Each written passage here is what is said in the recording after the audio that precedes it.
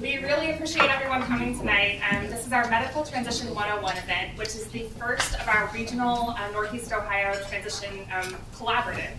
And we're hoping to do this on an annual basis, so we're really happy that you're able to join us this evening. So I am Erica Croft. I am a pediatric neuropsychologist at Akron Children's Hospital.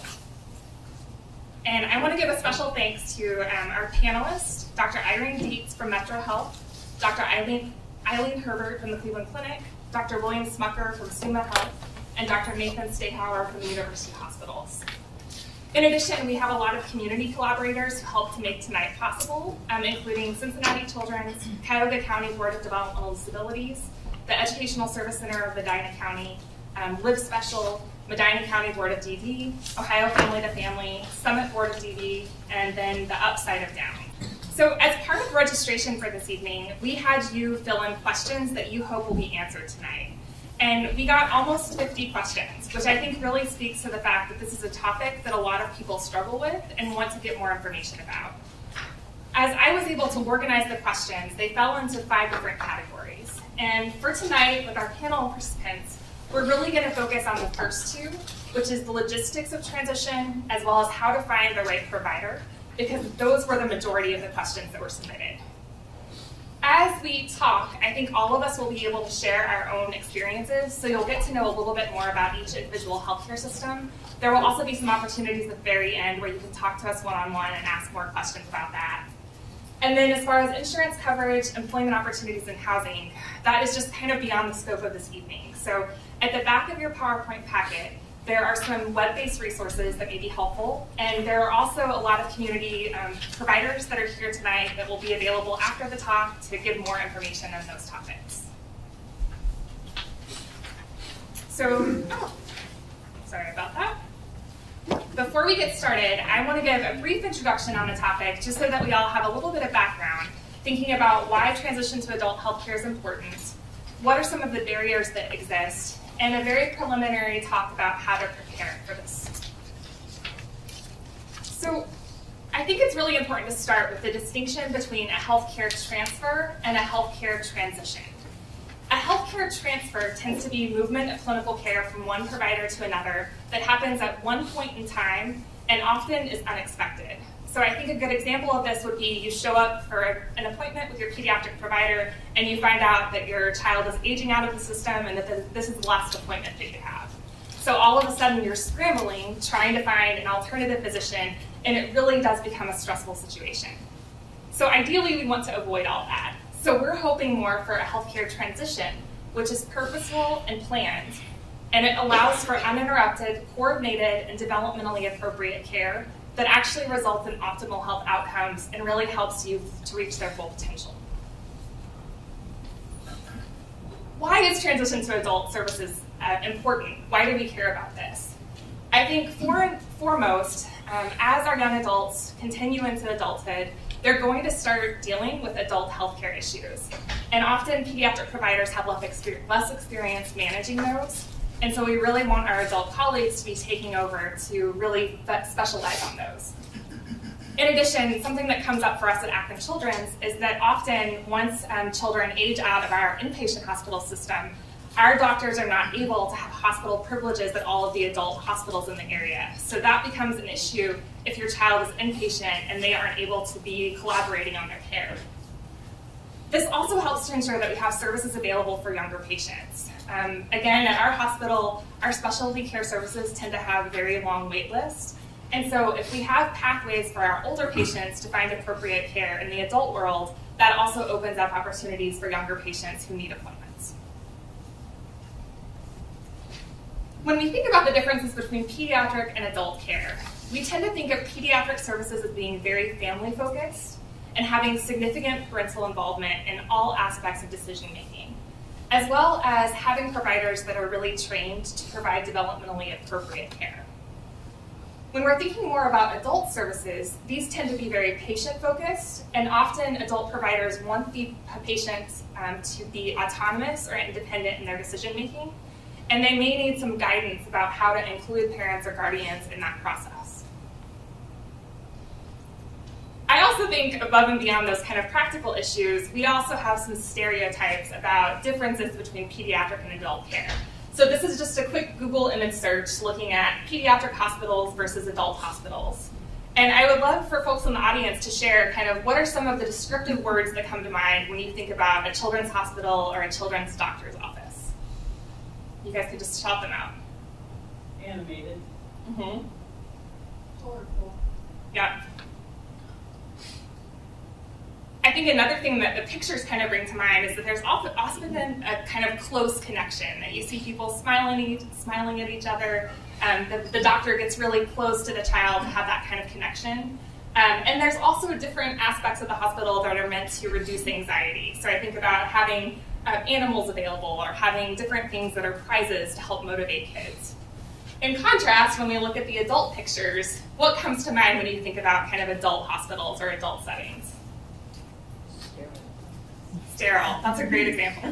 Yeah, a lot of the pictures were white backgrounds, so not as much color, maybe more serious faces. And I don't want to imply in any way that if you go to see an adult doctor, they're not going to smile at you and then be empathic. But I just think that we have this stereotype in our mind, and that makes it really difficult when we're planning that transition from this environment where we're really comfortable to one that seems a little bit daunting or scary. I think transition barriers is probably one of the things that really a lot of the questions that were sent in for tonight center around these things. And there was an article written in 2017 that found that 25% of youth between the ages of 12 and 17 have at least one special healthcare need. But a survey from 2009 to 2010 found that 60% of those adolescents failed to receive adequate transition support. And what ends up happening is that there's low utilization of healthcare services as a result, leading to poor health outcomes. When we think about barriers, they're going to differ a little bit based on who you're asking. And so this article talked about barriers that were cited by families, by pediatric providers, and by adult providers. For families, I think one of the critical things is that relationship with the pediatric doctors. Often you've known them maybe your whole life, and it's really difficult to think about letting go of that relationship. In addition, I think the other important piece with that is that those doctors know your child extremely well. So the thought of having to start all over with someone that you have to give an entire medical history, all the ins and outs, can be really overwhelming. I also think that something that comes up for some families is that youth and young adults may not be totally interested in medical transition, so it really falls on the parents to take the ownership of this process. And they also cite that parents feel that they have a lack of information about healthcare transition and they don't know how to find adult providers. When we talk to pediatric providers, they also talk about that bond or relationship with their patients. But I would say when I talk to my colleagues, the biggest concern that they have is time. They feel like the visits that they have with patients are already packed full, and so they're talking about current symptoms, medication management, care plans. So to try to fit in additional conversations about transition just seems impossible. And they also feel like they're not well supported. So at least at our institution, we have excellent social workers, but not enough of them. And so our physicians really need more of that to be able to make their jobs and make the families have an easier time with this process. There also, I think, is some concern that adult clinicians may not be sufficiently trained in some of the complex childhood onset conditions. And actually, adult providers also bring up that concern, that sometimes they don't feel well prepared to take on those patients. Other things that adult providers bring up is that their practices are already full, so it's hard to find open slots. And they sometimes feel like they're not getting enough information from those pediatric doctors, that they want more clear communication to be able to take over care. So as we move into the panel portion, we're going to talk a lot about different strategies and things, but I wanted to start with just a few things that I think are really take-home messages for tonight. The first one is start early. The American Academy of Pediatrics recommends starting transition discussions at the age of 14, which can seem really young, but I think in the grand scheme of things, if we start small conversations at that age, by the time we're ready for that transition point to happen, there's a lot of preparation that's already been taken care of, and it doesn't feel like it has to happen right in that second. The other thing is about organization, and this comes back to thinking about getting copies of medical records, And possibly most importantly, working with your current providers to create a concise and up-to-date medical summary. I think another thing that I've heard from adult providers is that sometimes they will get a stack of records, right, about a patient.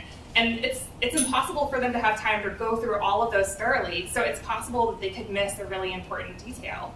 And so if they have something that is more concise and really highlights all of the important things, that makes that transition process a lot easier. Another thing that we'll talk a little bit about with our panelists is how to establish a medical home, which really involves finding what type of provider in the adult world is going to be the best coordinator of care.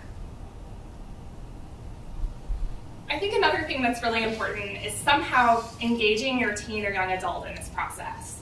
And so one of the first steps with that is assessing their current knowledge. What can they tell you about their diagnoses?